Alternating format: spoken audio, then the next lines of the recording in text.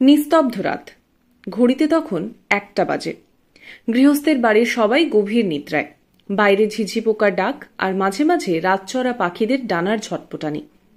অন্যান্য দিন যেমন রাত 1টার পরিবেশ হয়, তার সঙ্গে তফাৎ কিচ্ছু ছিল না। হঠাৎ যেন হাঁস প্যাক প্যাক করে উঠল, একটা হাঁসের প্যাক প্যাক। তারপরেই 6টা-7টা হাঁস সবাই ডাক শুরু করেছে ওই অত রাতে। সেই ডাক যেন আর্তনাদের ডাক। রাত্রির নিস্তব্ধতা খান খান করে সেই ডাকে যেন বাঁচানোর আকুল আরতি মেশানো ছিল। তাতেই ঘুম ভাঙল বাড়ির সকলের। বাড়ির অনতি দূরেই ওই গৃহস্থের একটি হাঁস বাড়ি ছিল। সেখানেই 6-7টি হাঁস থাকত। এর মধ্যে একটি হাঁস 15টি ডিমে তা দিতে বসেছে। বেশ কিছুদিন তা দিচ্ছে, তাই কয়েকদিন পরেই ডিম ফুটে বেরোবে ফুটফুটে হাঁসের একদল ছানা। এর মধ্যে কি হলো? সবকটা হাঁস যেন ভয়ে কেঁদে কোকিয়ে অস্থির। গৃহস্থের সবাই ছুটে গেলেন হাঁস বাড়ির দিকে। জোরালো টর্চের আলো ফেলতেই গলা শুকিয়ে গেল। তা দেওয়া ডিমগুলো থেকে 8টি হাঁসের ডিম গিলে বসে আছে প্রকাণ্ড এক গোখরো। তার পেট থেকে গলা সব ভর্তি। জায়গা থাকলে আরও খেত। চোখের সামনে ডিমগুলো গিলেছে সাপটি, তাই মা হাঁসটি সবচাইতে বেশি চিৎকার করেছে। নাইবা সে চোখে দেখল অনাগত সন্তানদের। তবু মায়ের সঙ্গে নারীর টান সব প্রাণীর চিরায়ত সত্য। ভ্রূণ থাকতেই মায়ের সঙ্গে সন্তানের অলিখিত টান দৃঢ় হতে শুরু করে। সে সব প্রাণীর ক্ষেত্রেই প্রযোজ্য। মা হাঁসের আর্তনাদ তার নিজের জন্য যতটা না ছিল, তার থেকেও বেশি ছিল তার তা দেওয়া ডিমগুলির জন্য। এদিকে সাপটি অতগুলি ডিম গিলে আর নড়বার অবস্থায় নেই। সঙ্গে সঙ্গে বন দপ্তরে ফোন করা হয়।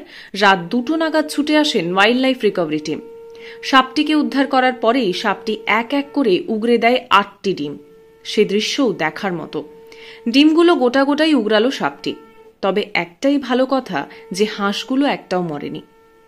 আজকে যে ভিডিওটি দেখলেন সেটি চন্দ্রকোনা থানার ঝাঁকড়া গ্রামের। অত রাতেও সাপটি ধরে সচেতন বার্তা দিয়ে গেলেন উদ্ধারকারী টিমের সদস্য মলয় ঘোষ। সচেতন বার্তা শুনে তা নিজের মধ্যে রাখবেন না, বরং ছড়িয়ে দিন সমাজের সর্বস্তরে। আমরা যেমন সচেতন করছি, আপনিও না হয় 2-1জনকে সচেতন করলেন। সাপ হয়তো আমরা কমাতে পারবো না, কিন্তু মানুষ সচেতন হলে স্নেক বাইটে মৃত্যু আটকানো সম্ভব। তাই যেভাবেই হোক সচেতনতা ছড়িয়ে পড়ুক সর্বস্তরে। স্থানীয় সংবাদের বিশেষ উপস্থাপনায় আমি সংহিতা শিরোমণি। 7টা ডিম খেয়েছে।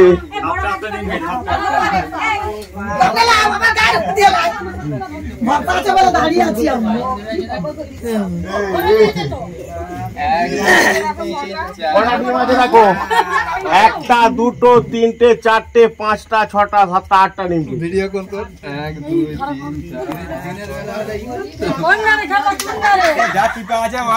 আমরা ভাবলাম মরে গেল, কিছুই হয়নি। আর বললাম যে একবারে ছাড়বে।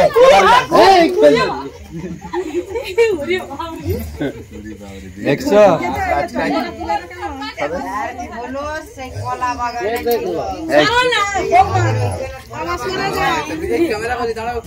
কটা ডিম খেয়েছে দেখো। হ্যাঁ, 7টা না কটা? 8টা ডিম খেয়েছে।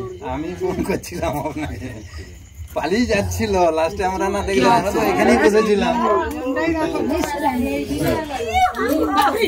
দাদু সরে যাও,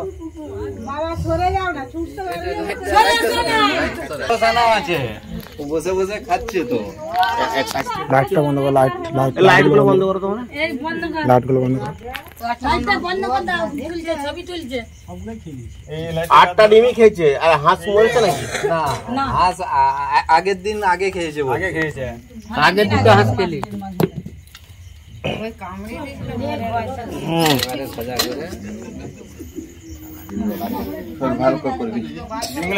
সবগুলো বার করে দেবো একটা একটা করে।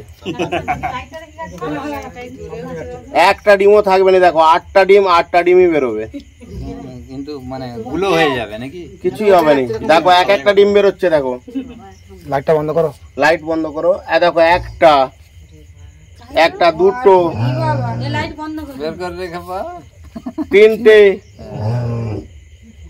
4টে 5টা 6টা 7টা এখন একটা 4টা ডিম আছে, আরেকটা বার করতে।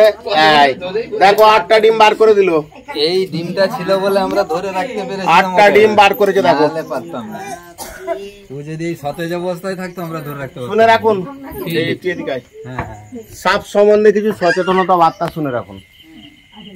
এটা কি সাপ বলুন তো? গোগ্র সাপ। অ্যাকচুয়ালি একে কেন গোগ্র বলা হয়?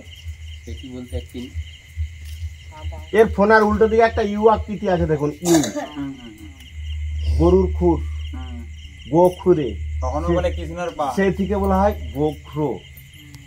আচ্ছা বলুন তো, এটা তো সাঁতরা গ্রাম, সাপে কাটলে কি করবেন?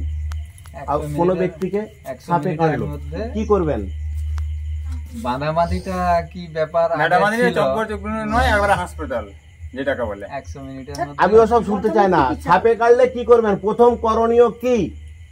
কাকু কিছু না বলে যে সামনাসামনি শুনে রাখুন, সাপে কাটলে সাপে কাটলে প্রথম করণীয় ওই ক্ষতস্থানটা কোনো রকম বাঁধন না দিয়ে, ওই ক্ষতস্থান কোনো রকম নাড়াচাড়া না করে 100 মিনিটের মধ্যে নিয়ারেস্ট ব্লক স্বাস্থ্য কেন্দ্র হিসাবে ক্ষীরপাই হসপিটাল অথবা চন্দ্রকোনা হসপিটাল। সাপে কাটলে কখনো ক্ষতস্থানের এগিয়ে বাঁধন দেবেন না।